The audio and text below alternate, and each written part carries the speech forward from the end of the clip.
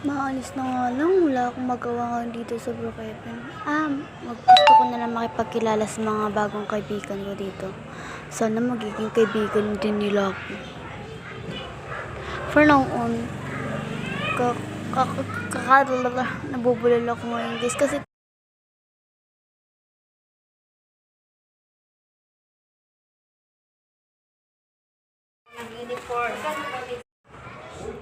guys, maghahanap po ako ng magiging bahay ko ngayon dito sa Brookhaven.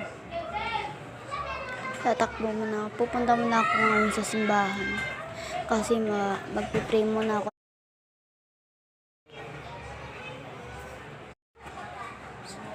So guys, nakita ko na po yung simbahan dito. Uupo muna ako ngayon dito sa simbahan na to kasi wala akong magkawa. Tapos ang mag-pray kaya lalabas muna ako ngayon. Maghahanap na ako ng bahay dito. Wala talaga mahanap na bahay. Dito na lang sa 11 sa 11. Dito na lang yung magiging bahay ko for now on. Dito sa 11.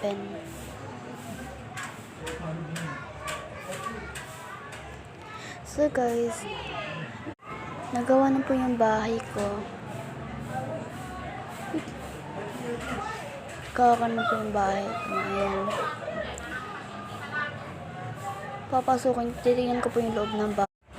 Parang mali naman yung napasukan kong bahay. Ayaw mabuksan.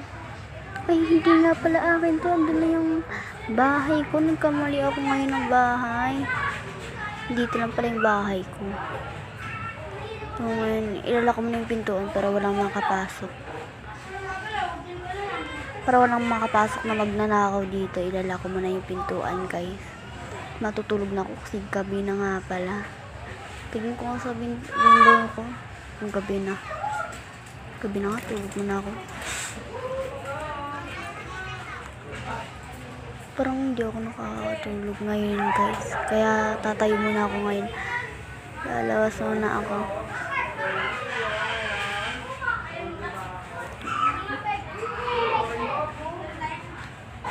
So guys, wala po akong magawa ngayon. Kaya pupunta po tayo dun sa maraming tao kasi naboboring ako dito guys.